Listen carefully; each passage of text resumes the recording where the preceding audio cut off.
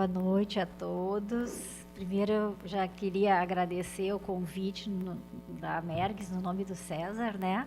Para estar aqui para a gente fazer essa conversa hoje sobre mediunidade e psiquiatria, né? Que é um tema que voltou muito, inclusive na área acadêmica hoje, porque há um incentivo de estudar espiritualidade, religiosidade, né? De levar em consideração isso no paciente, nas pessoas que até então, no século passado, a gente vai ver sobre isso, né? Foi negligenciado, foi deixado de lado porque era visto às vezes como doença ou só misticismo ou sem nenhuma relevância, não é? E enquanto que hoje tem um movimento mundial de pesquisadores espíritas, espiritualistas, psicólogos, querendo entender a fisiologia, né, a neurofisiologia da mediunidade, das experiências espirituais do fenômeno mediúnico, então. Para resumir o que a gente vai conversar hoje, primeiro a gente vai falar sobre a mediunidade em si, o conceito, fazer uma contextualização histórica e falar sobre as pesquisas atuais. E chegar na parte da psiquiatria e entender como é que a psiquiatria funciona na questão do diagnóstico, né, que é através de fenômenos. Então, por isso, o porquê não estudar o fenômeno mediúnico, que é o que vem acontecendo agora com o rigor científico, né? Estudar conforme a academia, né, aceita, certo? Então, eu vou falar um pouco do exame psiquiátrico, da psicopatologia, para a gente entender o que é doença, o que não é, para poder caracterizar a mediunidade, quando ela está em equilíbrio, como uma experiência espiritual psicótica, porque ela é psicótica, nós vamos entender o porquê, mas não patológica, né? Certo? E que hoje os pesquisadores estão designando, né, o termo científico de esquizotipia benigna. Para a gente fazer, então, depois a diferenciação entre uma experiência psicótica patológica, que daí já é uma doença mental, já é um transtorno mental, que, né, seriam os transtornos dissociativos e os transtornos psicóticos, certo? Porque nós vamos ver que o transe mediúnico é uma experiência dissociativa e psicótica, né? Mas não é um transtorno, não é uma doença, porque não vai causar um sofrimento, é uma coisa voluntária, não é? É um outro tipo de situação. Então, ver o que é um transtorno dissociativo rapidamente, um transtorno psicótico como doença. E, por final, algumas considerações, orientações de médicos espíritas, né, e de outros também autores sobre mediunidade, sobre a importância de a gente ter consciência, né, desse nosso dom, né, ou dessa nossa capacidade, para que ela não se desequilibre a ponto de, daqui a pouco, passar para o lado de uma doença, se tornar uma doença, certo?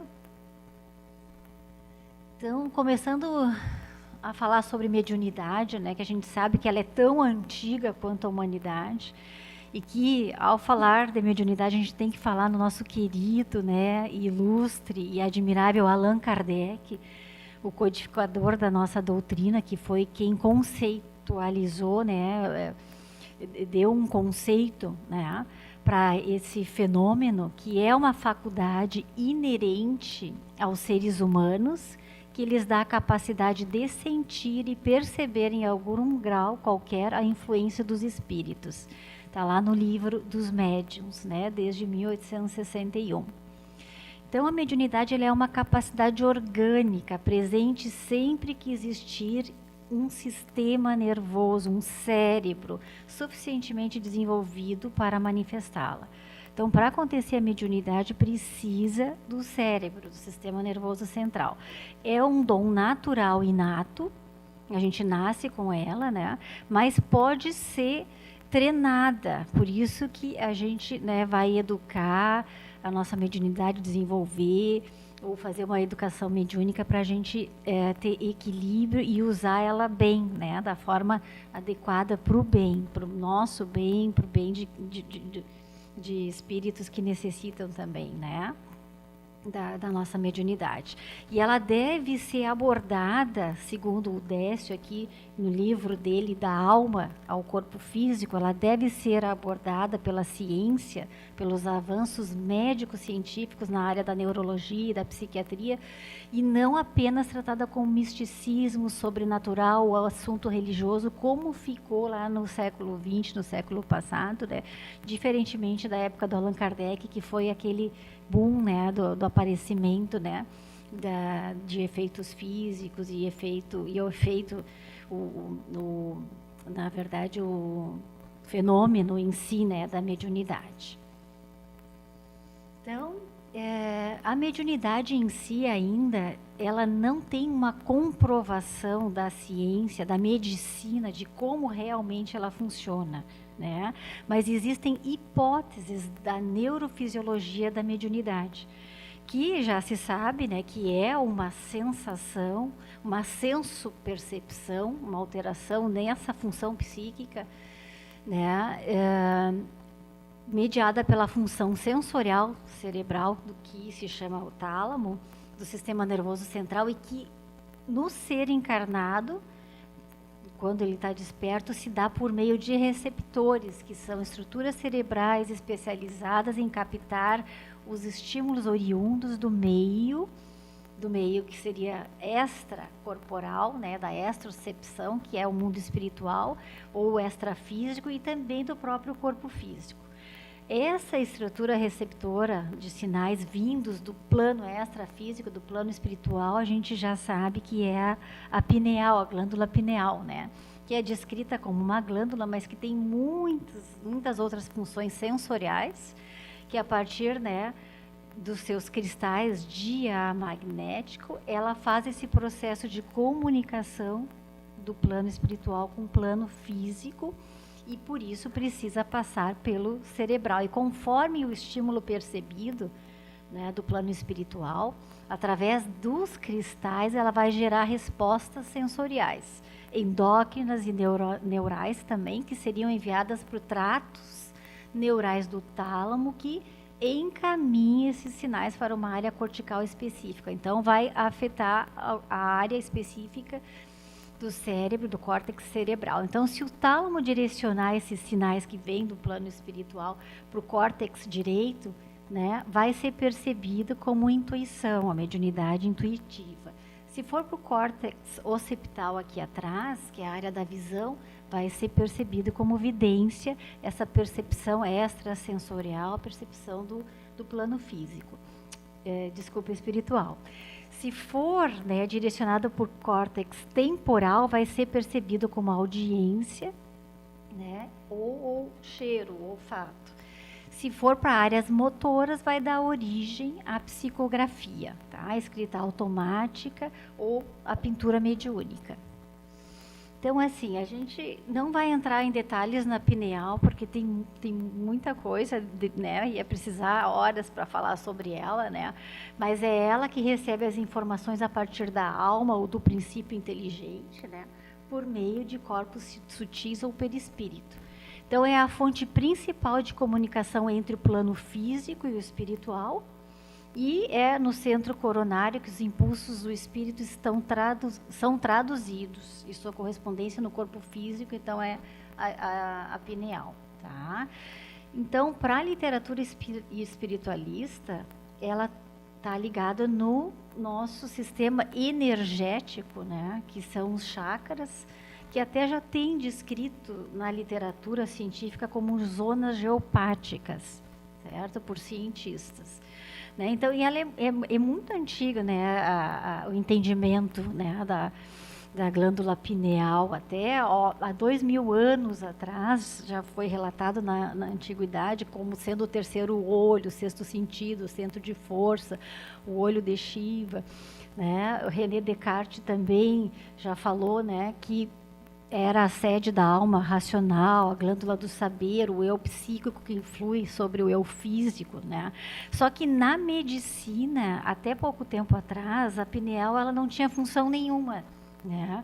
Então, era só um tubérculozinho ali que aparentemente não tinha nenhuma função. Só que há pouco tempo, depois que foi isolada a melatonina, até o César é mais especializado nessa área endócrina, né, que hoje é considerado o hormônio do sono, mas é o que? É, na verdade, uma glândula que regula todo o círculo circadiano, né, o ritmo biológico, o relógio biológico, nosso ritmo circadiano. Então, ela é muito importante na medicina, né, também, e está ligada às outras glândulas, né, então ela tem um papel importante, sendo que na mediunidade mais ainda.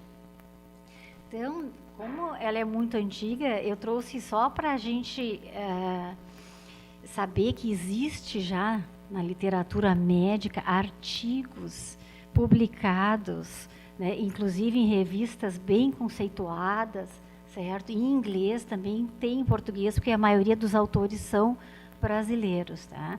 Falando da glândula pineal e mostrando na obra de André Luiz, antes mesmo de se saber que ela tinha uma função, que nem a medicina está sabendo agora, já falando, né, da glândula pineal como epífise, né, aqui nos Missionários da Luz, já tinha sido 16 vezes citada como epífise ou pineal, em várias obras, né? Então, já se sabia da importância dela, pelo menos nessa parte espiritual, certo? Então, entrando nessa questão da neurofisiologia, existem estudos hoje de neuroimagem sobre a mediunidade, que é uma linha de pesquisa bem promissora e que a academia tem aceitado, a ciência materialista, que a gente vai ver um pouco mais para frente, né, tem aceitado esse tipo de estudo, né, e são estudos principalmente feitos por psiquiatras, psicólogos, neurologistas brasileiros, que são espíritas e espiritualistas. Aqui esse é um estudo do Júlio Pérez, que é da USP, ele é psicólogo, que foi bem interessante porque eles pegaram médiums, né, e fizeram não é a ressonância magnética funcional, eles fizeram um SPECT cerebral que avalia o cérebro, o funcionamento das áreas cerebrais, para tentar entender melhor essa neurofisiologia de quando a pessoa estava normal, sem transe mediúnico, né, e depois em transe mediúnico para ver o que modifica, né, como é que modifica e tentar entender o que será que faz com que acontece, né, esse transe, essa dissociação, que é um estado, uma experiência dissociativa, porque a pessoa está recebendo a identidade de um espírito, não é mais ela, né? Só que qual é a diferença? Não é doença, por quê? Porque é voluntário, né? É um estado de dissociação que a pessoa está ali para fazer por um sentido, né? Que faz sentido na vida dela também, e é voluntário, e a pessoa tem controle sobre aquilo, porque é uma mediunidade equilibrada, certo? Diferente de uma doença, porque a doença, um transtorno dissociativo ou psicótico que a gente vai ver, a pessoa, ela não sabe o que está acontecendo com ela começa a perder o controle da própria identidade, não se reconhece, né? Começa a ter muitos sintomas de ansiedade, começa a ter confusão mental, né? E sofrimento. Então, toda vez que há sofrimento, gera um transtorno, uma doença, né? Diferente de uma experiência, que nem é a mediunidade, que é uma experiência dissociativa e psicótica, que a gente vai entender o porquê, diferente do transtorno que causa sofrimento e afeta a vida da pessoa, ocupacional, social, né? E precisa de tratamento quando vira doença. Então, não vamos entrar em nenhum artigo científico, mas só para vocês saberem que já tem muita coisa, né, descrevendo, né, através desses estudos do cérebro, de SPECT, ressonância magnética funcional, sobre a neurobiologia do transe mediúnico, né, aqui de novo, aqui começa a aparecer o Alexandre Moreira Almeida, que eu acho que muitos de vocês já conhecem, né, que é um psiquiatra de Minas Gerais, que é referência mundial no estudo de espiritualidade, religiosidade e também mediunidade. Aqui um outro sobre direções de mediunidade. E vocês estão vendo que essa palavra também é usada como mediunidade mesmo, porque agora mais recentemente, como não é só espírita, pesquisador espírita que está interessado na área, são espiritualistas e parapsicólogos, os trabalhos estão vindo como experiência anômala, né? E não que seriam experiências incomuns ou experiências espirituais mesmo, mais do que mediunidade. A mediunidade é uma experiência espiritual, mas para não deixar muito religioso ou só espírita, eles estão optando por experiências espirituais em vez de mediunidade nos trabalhos atuais.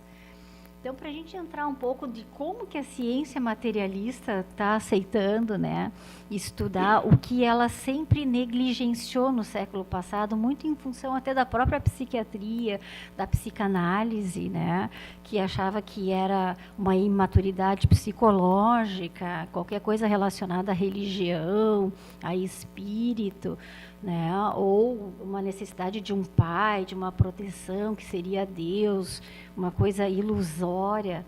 Então, nós vamos entender um pouquinho como que a ciência materialista está aceitando o estudo de experiências espirituais, em experiências espirituais que consiste a mediunidade, né? Então, na época de Allan Kardec, no século XIX, teve muita gente, né, interessada e pesquisando, muitos parapsicólogos, que foram os primeiros, né, estudando os fenômenos mediúnicos, certo? E depois, né, acabou que o Allan Kardec, né, que não era espírita, nem acreditava, acho que vocês tiveram a oportunidade de ler o livro, a biografia e o filme, né, que ele nem acreditava, mas ele viveu naquela época que, né, que tudo estava começando a aparecer de efeitos físicos para as pessoas se voltarem para o lado espiritual da vida, né, para a questão da mediunidade. Então, ele se engajou, né, nessas pesquisas de paranormalidade, né, e buscou desenvolver um método de investigação científica da paranormalidade, assim como já faziam parapsicólogos da outra sociedade de pesquisa psíquica que existia na época também, já conhecida, né? Então, dos alegados fenômenos paranormais, aquele mais pesquisado por Kardec foi a mediunidade, que envolvia a suposta sensibilidade de um indivíduo frente ao contato de um espírito. E a pesquisa de Kardec foi sempre conduzida com muito rigor científico, gerou um conjunto de conhecimentos e práticas que ele denominou hoje de espiritismo, né, que é a nossa doutrina, então. Então, tem um artigo aqui do Alexander, que ele vai falar de todos os autores, inclusive sobre Freud e Jung, como é que eles viam, né,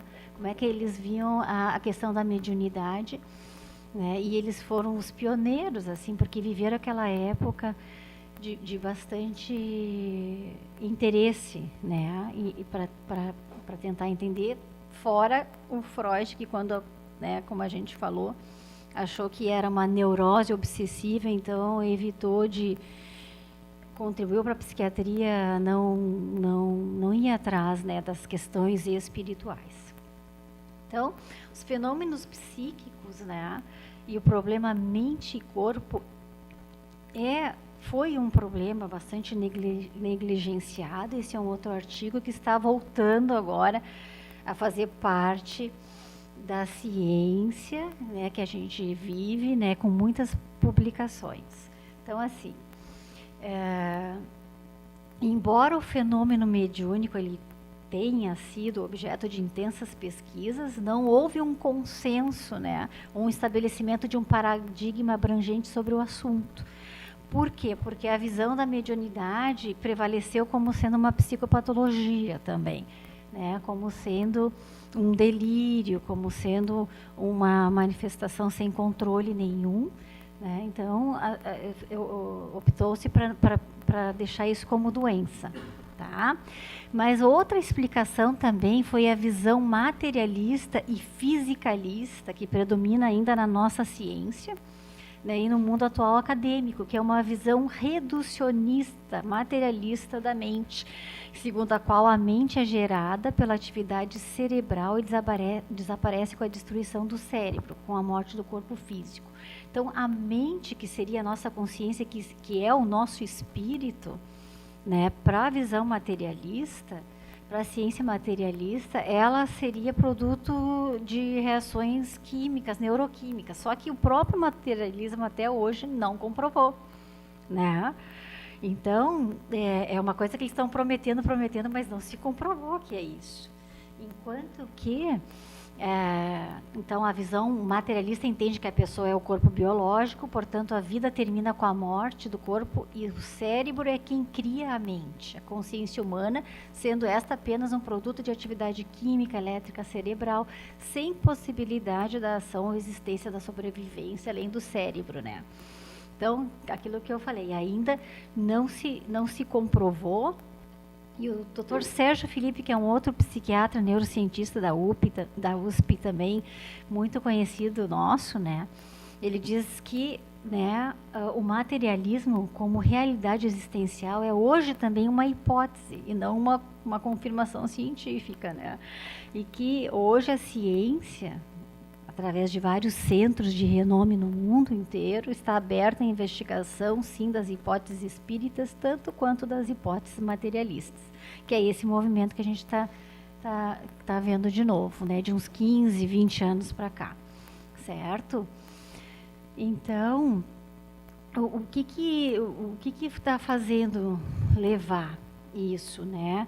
De que existe a teoria de que o cérebro ele seria transmissor, que é o que a gente acredita, né? E não criador da mente, né? Porque isso o materialismo a gente viu que não comprova.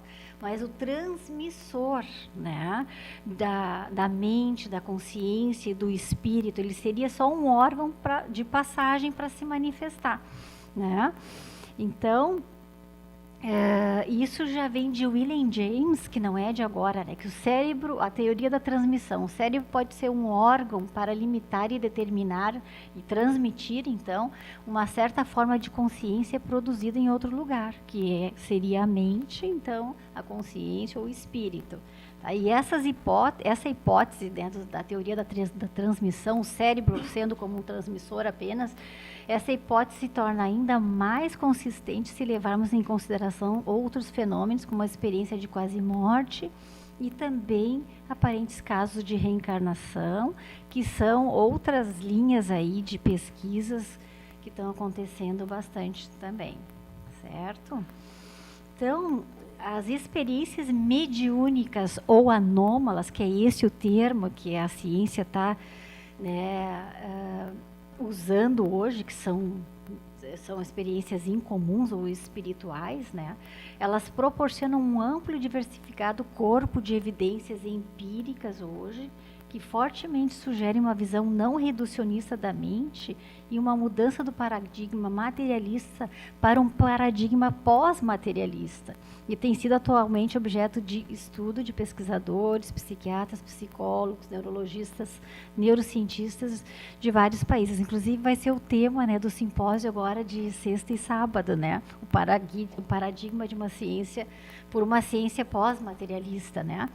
Que tem esse manifesto, que são vários, então, pesquisadores do mundo inteiro, que eles falam em considerar, né, mais do que não só a parte material, né, e sim o pós-materialismo, porque incluem a espiritualidade, a física quântica, né, para a gente poder estudar também esse aspecto, né, para poder comprovar as questões aí da mediunidade, da mente em si, da mente, o cérebro, da consciência e do espírito, certo?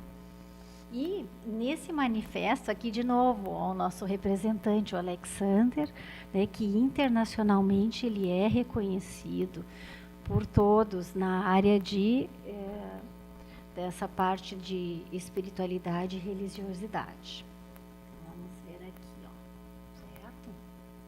Então, o estudo de fenômenos ou experiências espirituais, como a gente falou, foi negligenciado, né, no século XX, e muito por causa da psicanálise, que via, né, entendia a religião como uma imaturidade psicológica, necessidade de um pai, de um Deus protetor para a pessoa viver bem, né, ou sendo uma neurose obsessiva, uma doença psíquica de ordem cultural imposta, né, e religiosa, né, inimiga da ciência. Então existiu isso, né, de que se é religioso não é ciência, então não pode misturar.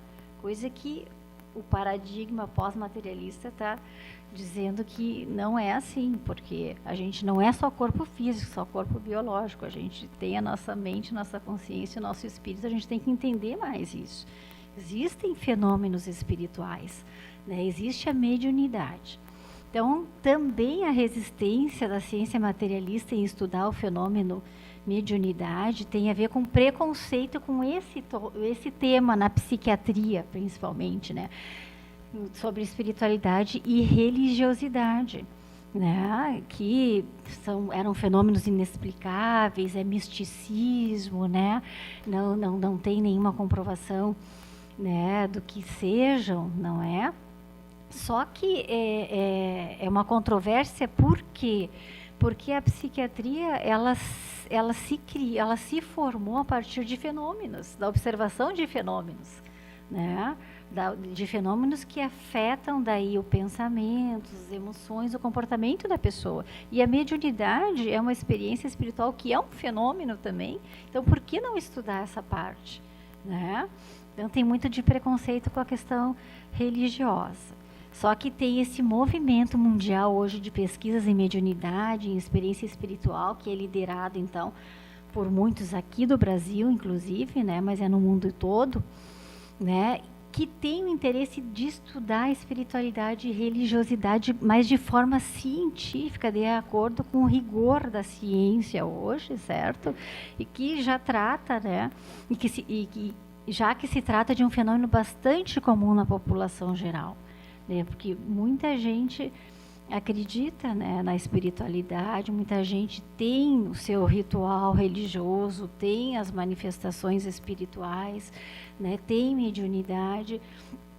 Então, e que essas pessoas que têm essas experiências espirituais, o que os pesquisadores começaram a observar? Que 90% das pessoas que têm mediunidade, elas não têm doença mental, não têm nenhum transtorno mental, à medida que foram estudar o fenômeno mediúnico nessas pessoas. Tá? Não está relacionado à doença mental na grande maioria, certo? Por quê? Porque são pessoas, os médiuns, que têm bons índices de bem-estar geral, têm uma vida regrada, têm ausência de sofrimento psicológico, com a experiência espiritual, não tem prejuízo social ocupacional, né? Tem um entendimento de que essa experiência espiritual, a mediunidade, ela tem um sentido na vida da pessoa, né? Pelas crenças religiosas também, mas que faz sentido e dá um sentido para a vida. E uma outra coisa importante, então, é que, bem recente, de 2016 para cá, a Associação Mundial de Psiquiatria, certo? Ela fez um posicionamento a respeito desse tema de religião, de espiritualidade e religiosidade, né? Já que na psiquiatria era uma coisa que não tinha nada a ver com ciência, não podia nem se falar. Então, ela se posicionou sobre a importância de levar em consideração a espiritualidade e a religiosidade do paciente, porque ela tem um efeito, na maioria das vezes, positivo, mas pode ter negativa também. Também pode fazer mal, às vezes, se a pessoa fica muito, né, em função só disso, mas na maioria das vezes tem um efeito mais positivo na saúde mental das pessoas, a religião e a espiritualidade, do que negativo. Então, esse é o posicionamento da WPA, que a gente fala, que é a Associação Mundial de Psiquiatria. Eu só trouxe aqui para mostrar que, quem é que está aqui também, né, encabeçando isso. O nosso querido Alexander, né, que é uma pessoa admirável, né, também, junto com outros psiquiatras, né, falando a favor de se considerar, de estudar, né, de entender a espiritualidade e a religiosidade nas pessoas. Esse artigo dele, inclusive, é um que eu acho muito interessante, elucidativo, né, que vai falar sobre a questão mente e cérebro. É uma revisão de vários outros artigos, né?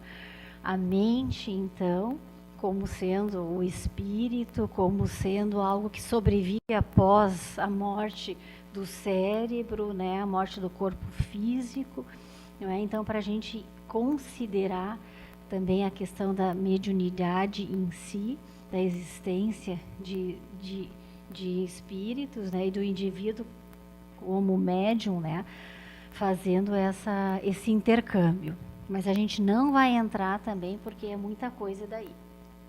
Então, passando agora para a questão da psiquiatria em si, da fenomenologia, que é o jeito que a gente estuda a psiquiatria, sempre estudou, né? Então, é a partir do método fenomenológico, né, que a gente faz a avaliação do paciente, a detecção de uma doença mental, certo? Porque não tem nenhum exame ainda na psiquiatria para dizer, né, isso é o exame de sangue, isso é depressão, isso é ansiedade, isso é psicose, não tem, né? É só pelo que a pessoa está dizendo, está apresentando, a gente está escutando, não é? Por tudo que ela viveu ao longo da vida.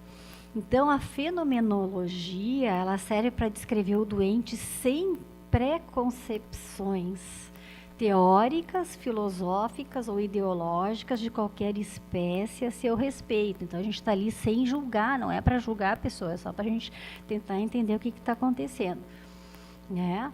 Assim, o fundamento do exame psiquiátrico, que é o exame do estado mental, né, consiste na detecção de alterações de funções psíquicas que, integradas, constituem o todo do psiquismo humano. Então, a nossa avaliação inclui principalmente essas funções psíquicas aqui. A apresentação, se a pessoa está cuidada, está bem cuidada, não está, né? O humor, se está eutímico, normal, ou se está com o humor deprimido, ou ansioso, ou irritado. A senso-percepção, ó, a mediunidade, vamos lembrar, ela é uma alteração na senso-percepção. É quando aparecem alucinações, que a pessoa está vendo coisas que não existem a princípio, né? Ou ilusões quando é uma distorção de algo que existe, de um objeto real. Mas, principalmente na mediunidade também, alucinações, que é comum porque é uma percepção extrasensorial, né? E que muita gente não vê, só quem mais tem a mediunidade treinada, né? Mediunidade ostensiva. O pensamento, né, que quando a pessoa tem uma doença mental e uma psicose, principalmente, né, um transtorno psicótico, ele está alterado, ele fica desorganizado porque ele começa a acreditar em coisa que não existe, que são os delírios. E isso é uma coisa que não acontece em quem tem mediunidade. O pensamento, ele não se desorganiza. Ele é lógico e coerente que a pessoa sabe que ela está naquele fenômeno mediúnico, naquele transe mediúnico, mas entendendo que não é que é um processo dissociativo, mas tendo controle sobre ele. Tá? Então, ela não se desorganiza naquele momento e nem na vida, ela não afeta o humor fica eutímico depois que, né, tem um processo mediúnico, uma sessão mediúnica, né, certo? E o resto também está tudo preservado, tá? E quando a pessoa está doente na psiquiatria, o juízo crítico da realidade fica prejudicado. Ela não consegue entender, né, que aquilo ali, o que está acontecendo, né? O que é verdade, o que não é, o que está na realidade não é. Começa a entrar numa confusão mental que fica prejudicado o juízo dela da realidade, diferentemente dos médiums, que fica preservado, que sabe que aquele fenômeno mediúnico tem um significado, tem um objetivo, é voluntário, é controlado, certo? Então, para a gente entender, né, que a mediunidade é sim um fenômeno psicótico, porque tem alucinações, tá? Dissociativo, porque a pessoa recebe, ela deixa de ser a identidade dela, né? Ela recebe um espírito, ela sofre de uma possessão ou incorporação, né? Certo? Só que sempre com controle, quem tem a mediunidade educada, né, em equilíbrio. Então, o que é psicopatologia? A parte da doença psiquiátrica, né?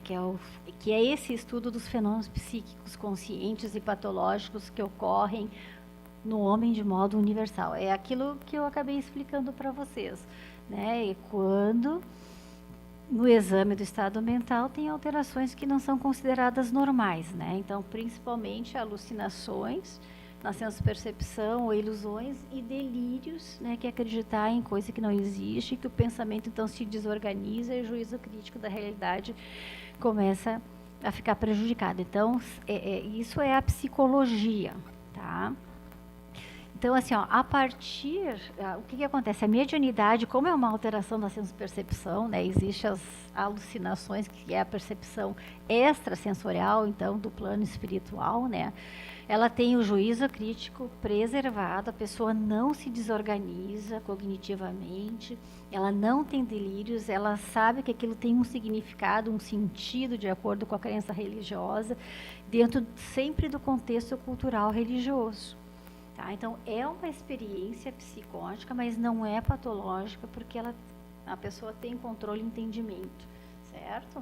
Então, a partir dessas considerações, os pesquisadores decidiram estudar o fenômeno mediúnico como sendo uma experiência espiritual, e a ciência atual tem aceito diversas publicações, mas, né, com esse nome de experiências espirituais ou experiências anômalas em comum do que mediunidade em si, mas também artigos com o nome mediunidade, principalmente quando são os pesquisadores espíritas kardecistas, né?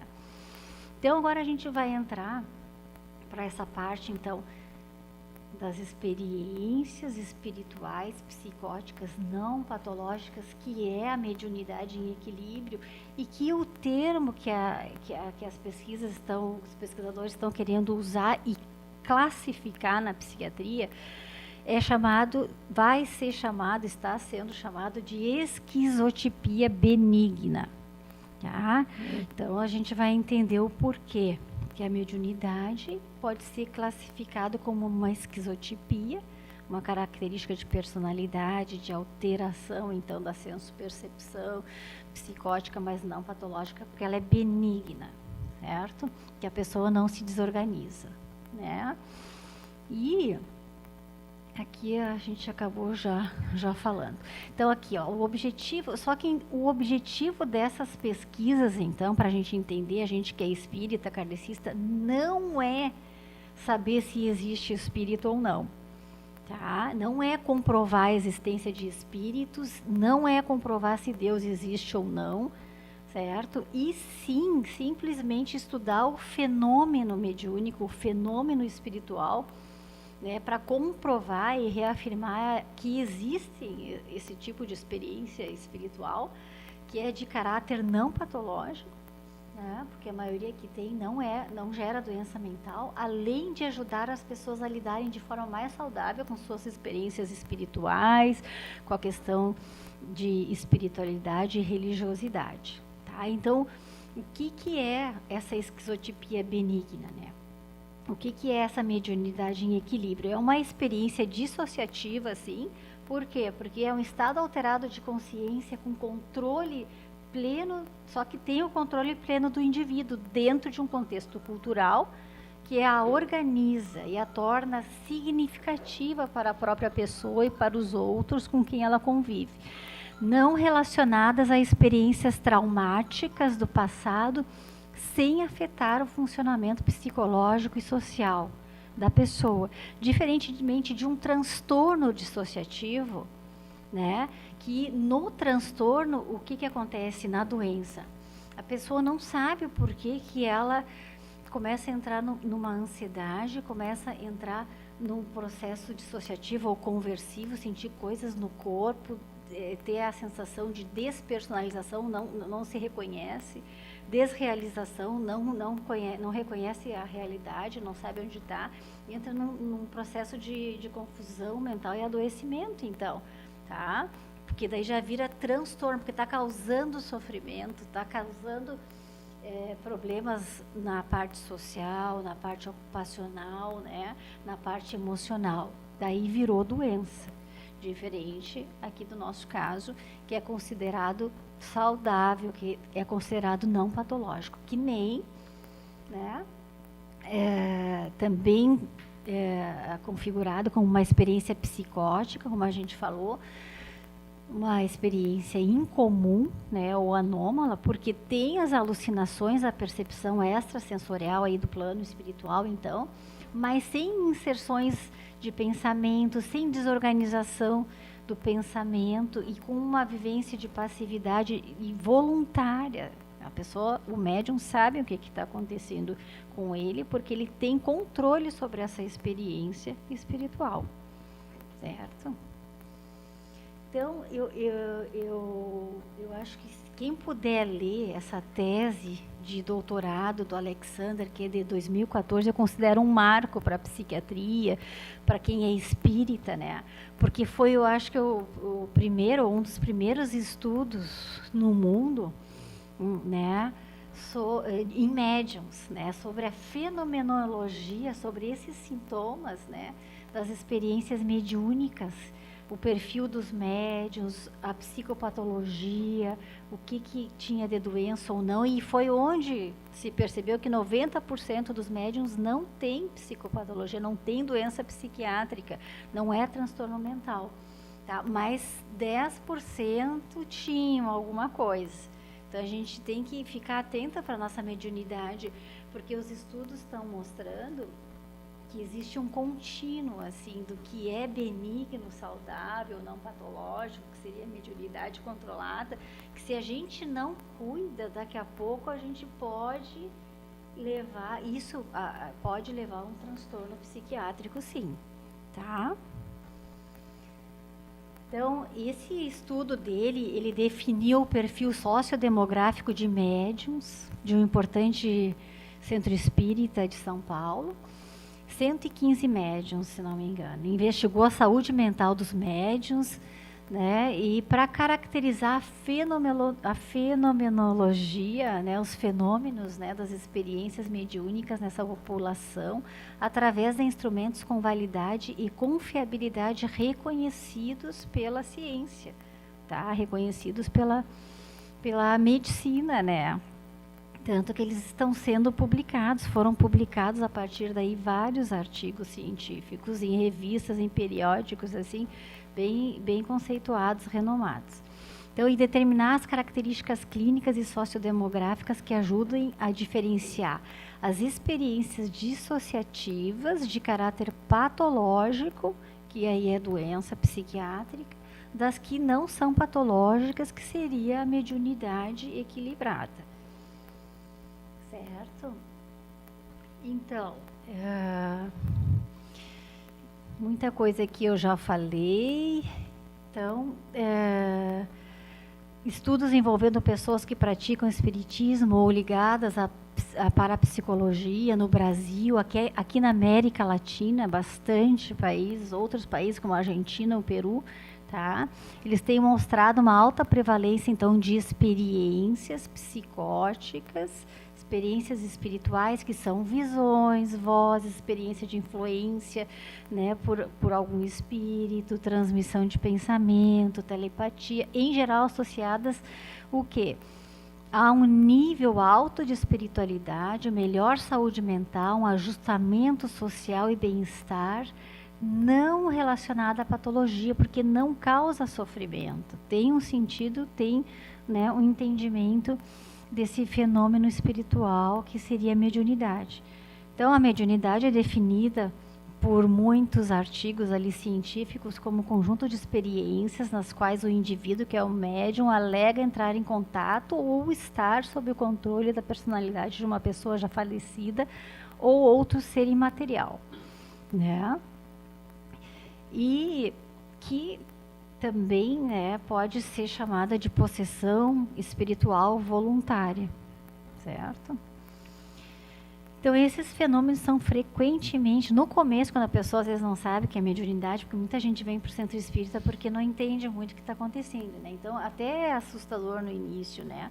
Só que mais tarde, né, vão sendo interpretados como consequências positivas, profundas na vida da pessoa, porque ela vai estudar a mediunidade, vai entender, vai educar, vai desenvolver, né? Então, e se tornando um promotor de bem-estar, de significado, sentido para a vida, esperança, não é? E crenças espirituais. Então, atualmente, essas experiências espirituais saudáveis são amplamente difundidas, principalmente aqui na América Latina, né? E ao redor do mundo, por meios de grupos religiosos, tais como não só os espíritas, os católicos carismáticos também, tem, né, fenômeno mediúnico, os evangélicos, pentecostais, espíritas e religiões afro-americanas também, certo? E é a partir dessa população, então, que os estudos estão vindo, né, para entender melhor como é que funciona a mediunidade, né? Então, eu trouxe também essa referência, se puderem ler, que é da Letícia Alminhana, aqui de Porto Alegre, é psicóloga, professora na PUC, que é uma das grandes pesquisadoras hoje no mundo, também com professores lá dos Estados Unidos, da Inglaterra, que estudam experiências anômalas. Ela fez o pós-doutorado dela em Oxford, tá? Que ela é uma das pesquisadoras hoje que mais tem interesse e está chegando a esse termo de esquizotipia benigna, né, para tentar botar na classificação psiquiátrica, né, e que eu tenho grande admiração, porque ela inclusive me cedeu agora alguns slides, né, que na verdade foi de uma palestra que ela deu. Na verdade, é foto da palestra que ela deu o ano passado, dentro da jornada de psiquiatria da URGS, do CELG, do CELG, que é o... Ai, agora me faltou, do Centro de Estudos Luiz Guedes, do Clínicas, né? Que tem uma tradição de ser bastante psicanalística, psicanalista essa jornada, né? E como também a gente pôde fazer junto da jornada o Simpósio Internacional de Espiritualidade, a gente trouxe coisas do que a ciência está estudando. E a Letícia trouxe o trabalho dela, né? Sobre esquizotipia benigna, né? Que são experiências anômalas, então incomuns, experiência de caráter psicótico, como é, então, a mediunidade, a gente viu, né? Outros tipos, ó, telepatia, transe, dissociação, né? E o que eles têm estudado? Que essa experiência mediúnica, o fenômeno mediúnico, ele faz parte do espectro da esquizofrenia, né? Só que não é doença, só que se a gente não cuidar, pode se tornar um transtorno psicótico, daqui a pouco, se eu me desequilibro na mediunidade e não me dou conta, eu posso começar a sofrer de um transtorno psicótico breve, de um transtorno delirante, né? Porque acaba sendo, a psicose acaba sendo um contínuo, onde a esquizotipia benigna é mais comum do que os transtornos psicóticos, em torno de 7% da população tem a esquizotipia benigna, que é a mediunidade equilibrada, são pessoas que têm bastante espiritualidade e criatividade, né?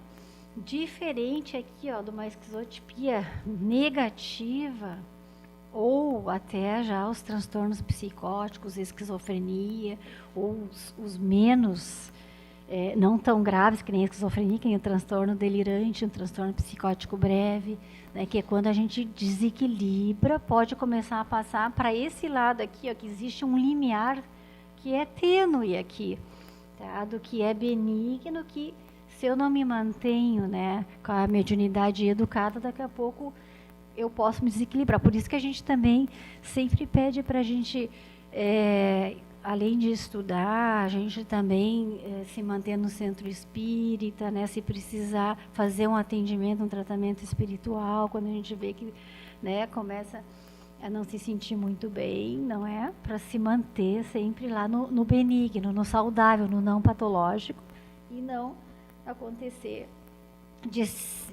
da mediunidade, em função do desequilíbrio, levar a algum transtorno mental, certo?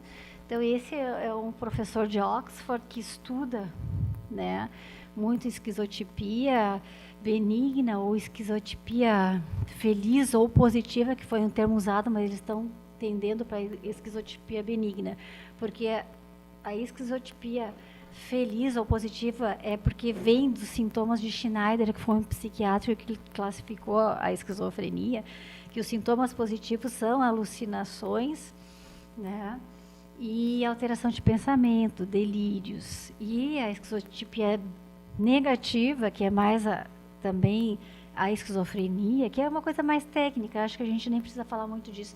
Tem um lado assim muito de embotamento afetivo, de isolamento social, de comprometimento muito maior, né, da pessoa, uma doença bem mais grave, além de ter a parte positiva, que é de sintomas de Schneider positivos, que são os delírios e alucinações, tá? Mas isso aí já...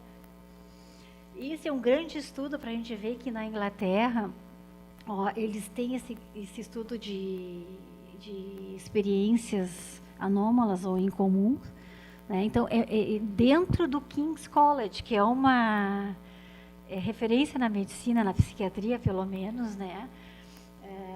A universidade lá em Londres, o King's College, eles estudam muito isso. Os americanos, o Dr. Cloninger, Robert Cloninger, que é um psiquiatra, estuda muito a parte da personalidade, de caráter, né, e também temperamento e caráter. Estuda junto com a Letícia a questão da personalidade, e o que eles viram? Que as pessoas que têm um autodirecionamento positivo, o que é isso? São pessoas que são muito regradas, talvez a gente possa dizer assim, são pessoas que têm um objetivo, são pessoas muito sérias, são pessoas que sabem o que estão fazendo, né? Que os médiuns se caracterizam muito por isso, com relação à sua mediunidade, ao seu fenômeno espiritual, né? Elas não têm, não estão relacionadas quase à doença mental, enquanto que quem não tem esse autodirecionamento, aí é mais fácil de entrar numa confusão mental, se desorganizar e virar doença, certo?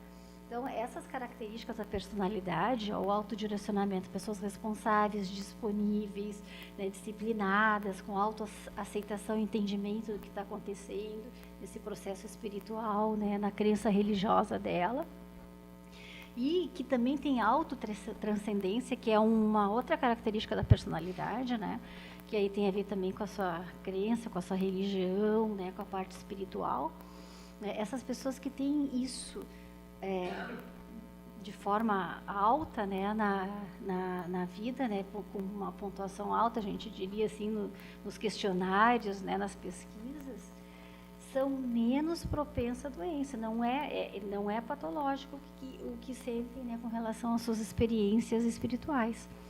Porque, como são os médiums, tem um significado, né? A pessoa sabe o que está fazendo, tem um controle, é voluntário, tem uma vida normal, tem saúde mental, tem uma qualidade de vida, certo? No dia a dia. E esses são os últimos artigos aí da Letícia, de 2017, mas já tem outros, né? Falando sobre esquizotipia. Então, ela, junto com o professor de Oxford, o professor americano também, o filho dele, que também estuda essa parte, o Alexandre, para a gente ver como a gente tem representantes aí de renome, né, na literatura mundial, certo? Esse também é um dos últimos da Letícia, né, falando sobre experiências psicóticas aí, não patológicas, né, e a questão do autodirecionamento e qualidade de vida, né? Então, de pessoas que teriam a esquizotipia, que têm a esquizotipia benigna. Por que eles estão fazendo tudo isso? Porque eles querem colocar no CID-10, na CID-10, que é a classificação, na CID-11, a classificação internacional das doenças, que vai sair agora em 2022, já está em fase final de revisão, né? 2021, 2022 vai sair. Eles querem colocar como diagnóstico diferencial, ó, entre experiências espirituais e psicóticas não patológicas, que é o fenômeno mediúnico, é a mediunidade, e transtornos mentais.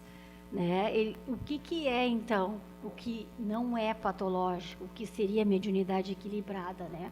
Não tem ausência de sofrimento psicológico, o indivíduo não se sente incomodado com a experiência vivida, a ausência de incapacitações sociais e ocupacional, não tem sofrimento, não tem alteração nenhuma na vida da pessoa, pelo contrário, a pessoa tem uma qualidade de vida maior, certo? Tem um discernimento, né, com relação à experiência religiosa, né? Então, tem essa tradição religiosa, não tem nenhuma comorbidade psiquiátrica, não tem nenhuma doença psiquiátrica, certo? E é uma experiência que promove o crescimento pessoal ao longo do tempo, melhorias na vida da pessoa, melhoria social, pessoal e profissional, certo? E as experiências são dirigidas para a autointegração e auxílio aos outros também. Então, acho que é bem importante isso para nós que acreditamos na mediunidade, né? E as pessoas também considerarem as práticas religiosas do espiritismo, né? Não achar que é tudo pensamento mágico, loucura, imaginação também. E não, né? Tem todo um significado. Então, diferentemente aqui, eu trouxe a classificação DSM-5, que é o nosso manual de doença psiquiátrica, né?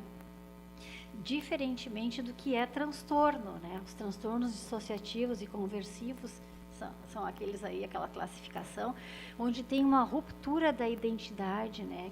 E aí tem outros sintomas, a pessoa ela não se reconhece, a pessoa não sabe o que está acontecendo com ela, ela acha que é outra pessoa, ela não tem controle nenhum sobre as emoções, sobre o comportamento dela, né? E a perturbação não é parte normal de uma prática religiosa ou cultural, né? Não tem, a pessoa não sabe por que acontece, né? Então, não tem nada a ver com o que acontece com a mediunidade, né? Que é bem direcionada à religião também, à espiritualidade, certo? E da mesma forma, o que é doença, né? Quais são os transtornos psicóticos hoje, né? Que tem vários tipos, a esquizofrenia é o mais grave deles, né? E que a gente sabe que nem todo transtorno mental também é alteração na mediunidade, porque muitos são expiações, provações, né? Lá acordado, lá no planejamento reencarnatório, né? Tá? Mas o que é importante a gente saber é que se a gente não cuida da mediunidade, daqui a pouco eu posso começar a me desequilibrar aqui para o lado mais da psicose mesmo, de doença, e começar a ter um transtorno delirante. Daqui a pouco começa a vir muito pensamento na minha cabeça, não consigo tirar aquilo, começo a acreditar em coisa que não precisava e não tenho controle, ou ter um transtorno psicótico breve, que dura menos de um mês, sabe? Então, a gente tem que cuidar muito da mediunidade, e é por isso que a gente está indo para essa parte final aqui, né, sobre algumas considerações de espíritas importantes sobre a questão da gente estudar a nossa mediunidade, se conhecer, né, ter uma consciência do que nos acontece, para a gente ficar longe da doença mental, para não se transformar num problema psiquiátrico. Né? Então, a doutora Marlene Nobre, né, ela é fundadora da AME, né, da Associação Médica Espírita aqui do Brasil, e já desencarnou. Né? Então, ela diz no livro dela, O Dom da Mediunidade, ó, sendo uma função fisiológica que faz parte do funcionamento, então, do organismo, inerente ao ser humano, a mediunidade pode manifestar-se de forma patológica quando sintoniza o médium com entidades perturbadas ou quando se dá de forma a impedir a livre manifestação desse, retirando ou reduzindo o seu controle sobre o fenômeno. Pode levar a um estado de confusão mental sobre si mesmo e sobre o entorno, ou trazer transtornos que culminem com doenças físicas e mentais. Muitas das características mediúnicas podem ser confundidas com transtornos mentais e apenas o estudo detalhado do fenômeno pode nos esclarecer sobre o que realmente é parte do espectro que chamamos natural ou normal, que é o benigno, né? Que é não patológico. Diante disso, recomendamos que qualquer intercorrência que surgir no diagnóstico de mediunidade só deva ser assim diagnosticada depois de afastada essas causas físicas e psicológicas já bem conhecidas, estabelecidas da medicina, para ver se não é nenhum transtorno mental.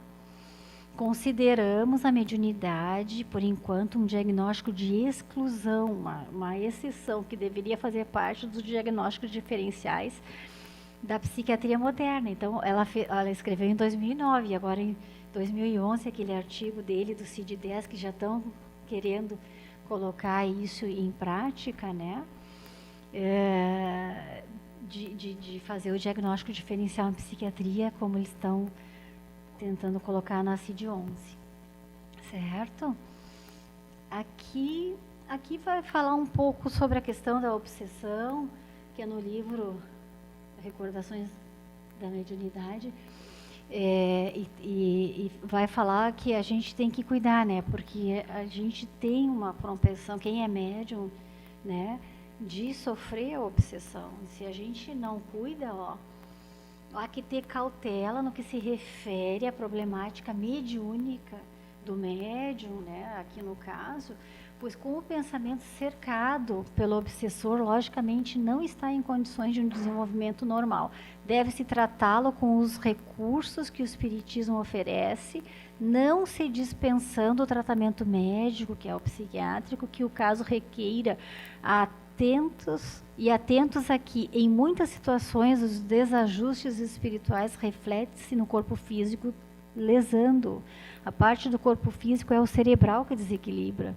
Então, às vezes, as pessoas que são médiums têm que se conhecer, porque se começa a desequilibrar mesmo e vira alguma questão mais psiquiátrica, tem que tratar, inclusive, com medicação, né, para reequilibrar.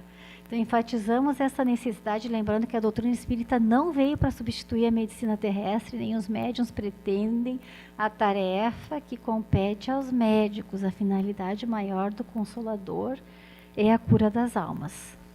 Então, eu sempre gosto de trazer esse slide da Joana de Ângeles, que ela, né, mostra a gente como um ser integral, que nós temos vários corpos. Né, o espírito, que é a individualidade, o corpo mental, que é o nosso pensamento, o espiritual, aqui está um pouco ruim, né? Que são as emoções, onde vai refletir as emoções, e o duplo etéreo, o corpo físico, onde tem as manifestações mais fisiológicas, e aqui a manifestação no corpo físico mesmo, que é o cérebro, no nosso caso. Né? O homem integral, ele tem a consciência de si mesmo, na dimensão física, emocional, mental e espiritual. Tá? E por que eu trouxe isso? Pela implicação clínica que tem, né? Por que eu vejo na prática da psiquiatria sendo espírita? A pessoa que é espírita, às vezes, quando ela não está bem, ela tende a dizer que tudo é mediunidade, é só mediunidade. Então é só eu ir no centro espírita lá e que eu vou ficar bem. E não é bem assim, porque conforme a gravidade que está, conforme o desequilíbrio que está, precisa mais do que o tratamento espiritual, precisa o tratamento também cerebral, porque daí o espiritual, ele vai afetar o quê? O espiritual, que é o pensamento, né, que nós somos mente, pensamento, né, o espírito, ele vai afetar o corpo espiritual, que é o das emoções, vai afetar as emoções e vai refletir no corpo físico. A gente é matéria ainda, né? Então, vai refletir no corpo físico. Então, muitas vezes a gente tem que começar também daqui, tratar com a medicação, o médium, né? Que às vezes perdeu o controle e adoeceu. E tratar as emoções e tratar lá no centro espírita o espírito para, né, realmente voltar a ter saúde, sair do patológico, né, e voltar a ter saúde. Então, aqui do livro Paz e Renovação do Chico Xavier, o André Luiz diz que qualquer mediunidade serve a fim de cooperar no parque dos fenômenos para a demonstração da existência do espírito, mas não se esqueça que a condução dos valores mediúnicos para o bem ou para o mal é assunto que está em você e depende de você em qualquer circunstância, em qualquer lugar, né? Então a gente tem que levar a sério a mediunidade, né? Estudar, educá-la, certo? Então a mediunidade saudável, que é chamada de esquizotipia benigna, está sendo chamada pela ciência hoje, ela nos traz saúde mental e não doença, tá? Então a Joana mesmo diz, né, que a gente tem que ter essa consciência espiritual, a gente tem que despertar para o lado espiritual da vida, despertar, né, para o despertar do si, do self, né, do nosso espírito, se conscientizar do que a gente é, do que a gente necessita fazer, do que a gente consegue, né, como conseguir com êxito, constitui para o ser um chamamento urgente para a contribuição valiosa para o empenho da inadiável tarefa da revolução íntima transformadora. Então, a necessidade de autoconhecimento, né? A necessidade do estudo, da educação mediúnica, da consciência, da disciplina, né, da nossa mediunidade, e também a humildade de aceitar tratamento quando necessário, certo? E terminando então, né, mais um pouco da Joana, nos trazendo algumas mensagens. A mediunidade que vige latente no organismo humano aprimora-se com o contributo da consciência de responsabilidade mediante a atenção que o exercício da sua função bem direcionada lhe conceda. Faculdade de consciência superior ou espírito imortal reveste-se de órgãos físicos que lhe exteriorizam os fenômenos no mundo das manifestações concretas. A mediunidade, para ser dignificada, necessita de luzes da consciência enobrecida. Quanto maior o discernimento da consciência, da nossa responsabilidade, né, enquanto médiums, tanto mais amplas serão as possibilidades do intercâmbio mediúnico, mais a gente vai poder se ajudar e ajudar quem precisa, né? Conscientizando-se desta rica possibilidade mediúnica ao teu alcance, faz silêncio interior, estuda a tua faculdade e meditando, entra em sintonia com teu guia espiritual, a fim de que ele te conduza com segurança, iluminando e fortalecendo a tua consciência. Então, era isso a nossa conversa de hoje, certo?